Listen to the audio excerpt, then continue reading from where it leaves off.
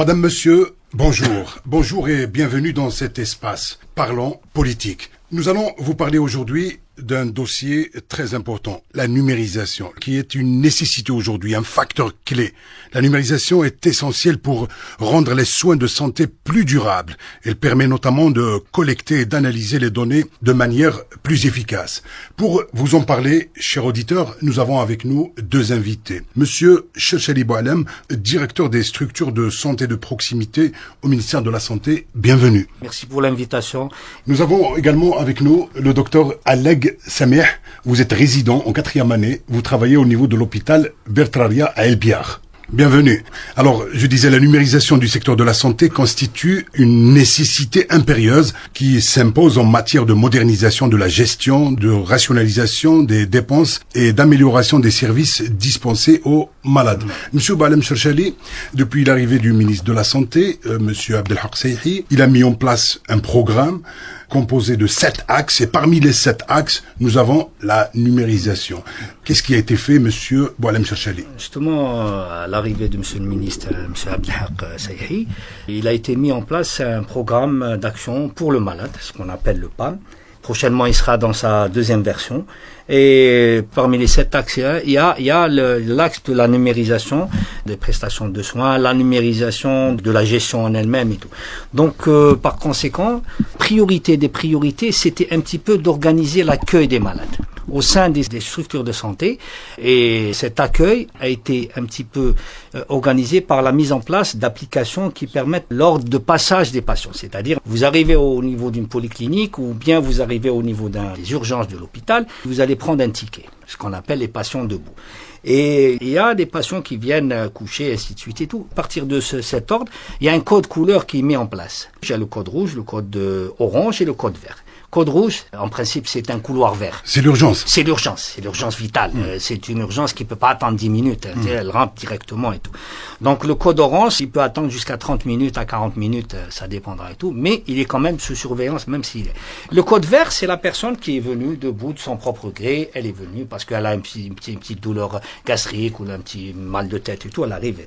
Et grâce à ce code couleur de passage, on est arrivé à juguler les flux et le brouhaha qui existait. Il y a moins de pression. Il y a moins de pression. Même les médecins, le docteur Alek pourra vous en parler, il y a moins de pression. Parfait. Vous avez des chiffres, monsieur? Quel est le taux de numérisation aujourd'hui? Pour l'ordre de passage des patients, on est à 93% à l'heure actuelle. Maintenant, concernant la numérisation de l'identification des malades, c'est-à-dire le DEM, ce qu'on appelle le dossier électronique du malade, c'est la même chose. On est pratiquement à 93% au niveau des structures d'accueil des urgences. Urgences, que ça soit au niveau des polycliniques ou au niveau on est à 93%. C'est au niveau des urgences que ça pose problème. Justement. Il y a le flux. C'est vrai qu'il y a des manquements. On peut pas le nier. Mais quand même, il y a une amélioration. Surtout en matière de santé de proximité, ça s'améliore. Les services d'urgence au niveau des hôpitaux s'améliorent. Grâce à la numérisation. Grâce à la numérisation. Nous allons le vérifier avec docteur Samih Aleg. Vous êtes résident en 4e année. Vous travaillez au niveau de l'hôpital Bertraria. Cet hôpital, le premier, en fait, qui a mis en place la numérisation. Vous avez avancé. Est-ce que vous avez constaté une amélioration? Combien de services ont été numérisés dans votre hôpital? On était peut-être les premiers à commencer à travailler avec ce système de numérisation. Ça fait plus d'une année qu'on a commencé, comme dans différents secteurs, suite aux directives de Monsieur le Président de la République et Monsieur le Ministre de la Santé, M. Abdelhak Saihi. Au début, une cellule de travail a été créée au niveau de notre EPH Bertraria, présidée par Monsieur le Directeur de l'hôpital, avec des 4 chefs de service de médecine interne, chirurgie générale et chirurgie infantile et la pédiatrie, avec les 4 points des urgences, le personnel médical, le personnel paramédical, les agents de CISI au niveau des différents bureaux des entrées et les agents informatiques. Donc des moyens logistiques ont été fournis avec installation du dossier médical électronique. Au début, peut-être c'était difficile, il y a moins de souplesse, c'est un truc qui est nouveau. Mais après, donc une supervision des chefs de service, de la direction, après donc des formations au niveau des services avec les gens d'informatique pour une meilleure gestion du dossier médical. on a pu après avoir une meilleure gestion avec une amélioration de la gestion de dossier médical après plus d'une année de l'installation. Au niveau des urgences, est-ce que la situation est maîtrisée aujourd'hui? Est-ce qu'il y a une fluidité? Oui, on a réussi à avoir une meilleure gestion, ce qu'on appelle de la file d'attente, de plus urgent au moins urgent. On a pu gérer ça. On a pu gérer donc les ressources, surtout paramédicales et médicales. Il y a moins de pression, il y a une meilleure gestion des capacités, moins de dépenses énergétiques, moins de dépenses de temps. Vous savez, notre service des pavillons des urgences, il est relié avec le service de radiologie, il est relié avec le laboratoire biologique.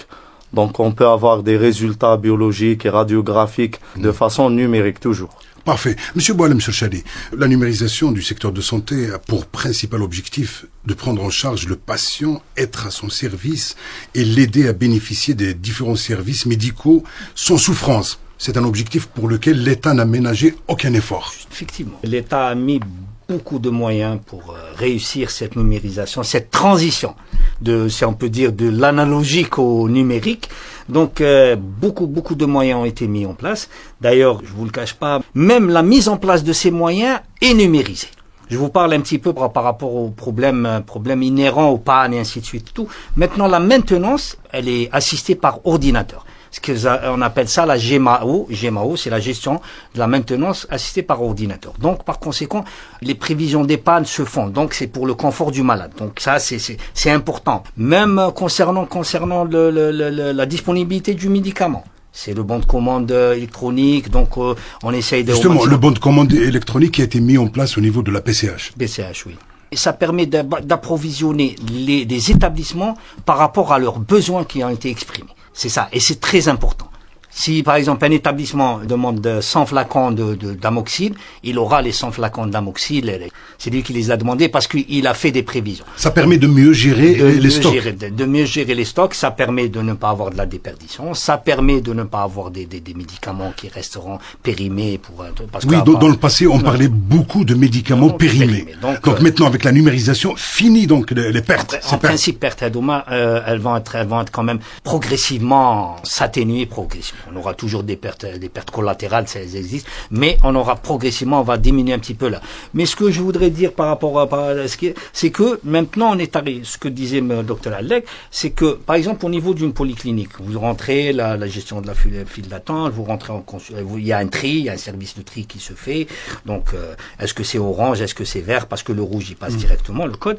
Donc il y a un tri et le malade quand il est pris en charge, quand il arrive chez le médecin, il est consulté, il est inscrit. Donc maintenant, s'il a été vu quelque part... Il peut le savoir. Il peut le savoir, le médecin peut le savoir. Il peut lui dire, la semaine passée, ou il y a 10 jours, vous étiez à Tamanasset, vous avez consulté, parce qu'il va trouver un historique. Donc maintenant, il est là.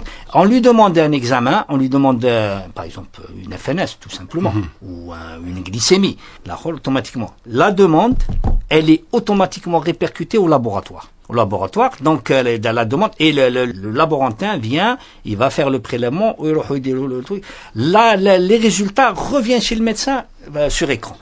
Pour la radio, la même chose, c'est numérisé.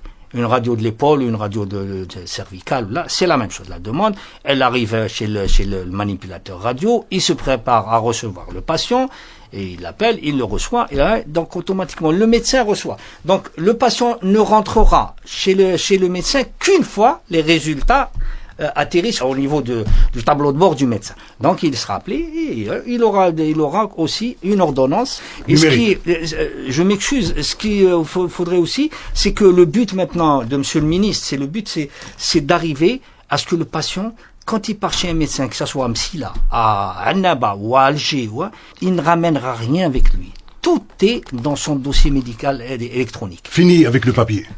Qui m'a péjorativement d'une manière populaire, mais il dit t'as scanner ou les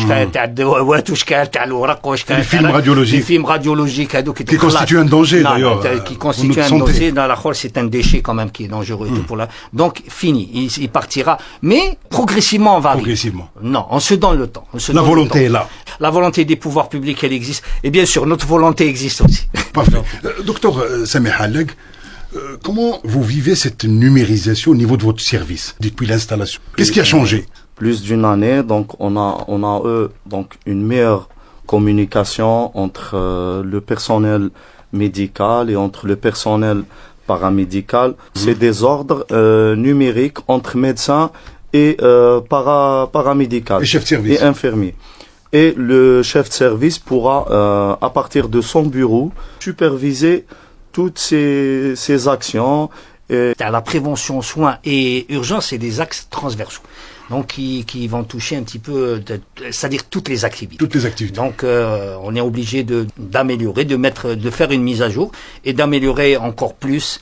Ce que je vous ai dit, on se cache pas la face, il y a des manquements un peu partout maintenant, mais on va dans le cadre de l'amélioration. Parfait. Oui. Donc, Monsieur Chali, la numérisation, structure de proximité, grand CHU, est-ce qu'aujourd'hui, il y a cette connexion entre les structures et d'une ville à une autre? Justement, entre les deux villes.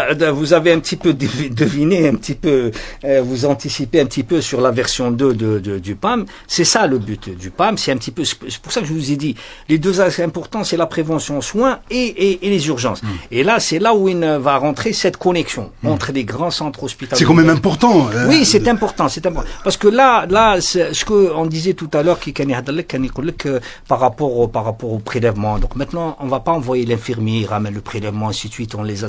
Donc c'est un gain de temps. Et là, d'une manière encore plus importante, on va gagner du temps par rapport à ça. Par exemple, on va rentrer si on arrive à numériser bien comme il faut la prise en charge, par exemple au niveau de la santé de proximité, j'ai une urgence, j'ai un IDM, suspicion d'IDM, douleur gastrique, irradiation, ainsi de suite. J'ai une suspicion, alors donc je décide de prendre en charge ce malade. Maintenant, si les médecins sont formés pour la thrombolyse sur place, ils vont faire le geste. Mais après, ils évacuent ce malade. L'évacuation se fera par connectivité. Ça sera d'accord. Donc, on n'aura plus le souci avec le téléphone, il faut prendre ainsi de suite, le fax et tout.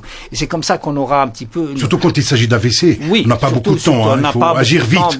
Et justement, ça, on va commencer surtout ça sera surtout sur les urgences spécifiques. Les urgences spécifiques vont bénéficier un petit peu de cette connexion, connectivité, on l'appelle ce qu'on veut. Et en plus de ça, c'est que maintenant il y a un projet avec la Algérie Télécom, c'est la fibre optique, pratiquement dans tout le pays. C'est en cours et toutes les structures de santé, tous les services de santé vont être connectés fibre optique. Donc, c'est l'accélération de l'information, de l'arrivée des informations. C'est aussi un petit peu ça va être un petit peu comment dirais-je, l'essor de la télémédecine aussi, qui est très important dans les zones enclavées, c'est très important. Maintenant, c'est vrai, il y a certains réseaux qui travaillent par Viber, mais c'est des réseaux qui sont efficaces, hein. Et c'est toujours ça, c'est la numérisation, c'est toujours mais on va utiliser un réseau qui est propre à la santé, qui est propre à et on va essayer de le parfaire grâce aux services Algérie Télécom qui vont un petit peu, c'est un chantier très important, mais il est en cours de finalisation, Inch'Allah, on va... Je pense aux structures du sud du pays. Justement. C'est quand même important de les connecter avec les grands CHU du Nord, même pour la formation. Oui, bien sûr. C'est pour ça que je vous ai parlé un petit peu de télémédecine. J'ai anticipé peut-être votre question et tout. La télémédecine, c'est dans le cadre de la formation, dans le cadre de la prise en charge du malade. Je suis là à Tamnasset ou là à Ain Mguel. À Ain Mguel, je suis là, j'ai la connexion, j'ai la fibre optique, je vais me connecter avec le docteur Allak.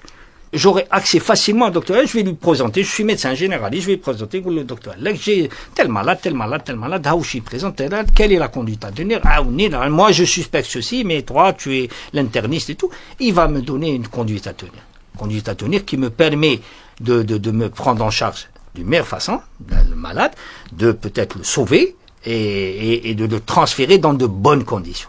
C'est ça ce qui est là. Et même en matière de numérisation, je peux vous dire qu'il y a 25 plateformes qui ont été utilisées, numériques. 25 plateformes. C'est quand même important. Par exemple, ce que je vous disais tout à l'heure, plateforme de gestion de la maintenance des équipements médicaux, c'est la GMAO. Par exemple, ça c'est important. Plateforme de l'organisation des rendez-vous en radiothérapie.